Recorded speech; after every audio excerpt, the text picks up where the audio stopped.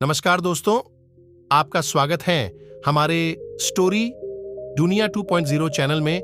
दोस्तों, आज की ये कहानी एक मोटिवेशनल स्टोरी होने वाली है, क्योंकि ये आपकी जिंदगी बदल सकती है।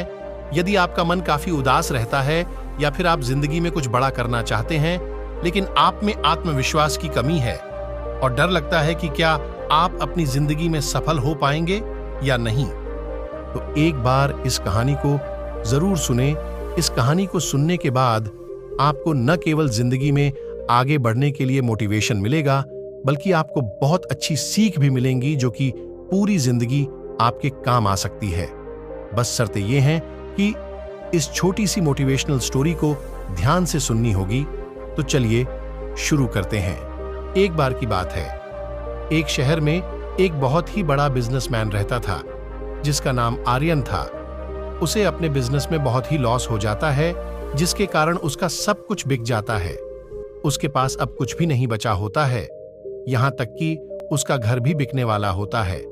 उसके जीने की इच्छा भी अब खत्म हो चुकी होती है। तो एक दिन उसका बहुत पुराना दोस्त उससे मिलने आता है और उसे इस हालत में देखकर वो उसे एक बहुत ज्ञानी साधु के पास जाने को कहता है। पहले तो आर्यन मना कर देता है, फिर बाद में दोस्त के समझाने पर वो साधु के पास जाने को तैयार हो जाता है। साधु उसके दोस्त के एक छोटे से गांव में रहा करते थे। उनसे मिलने के लिए आर्यन अपने दोस्त के गांव में जाता है। 3 दिन के सफर के बाद वो गांव में आ जाता है और साधु से मिलता है। साधु उसे देखकर उससे उसकी परेशानी का कारण पूछता है।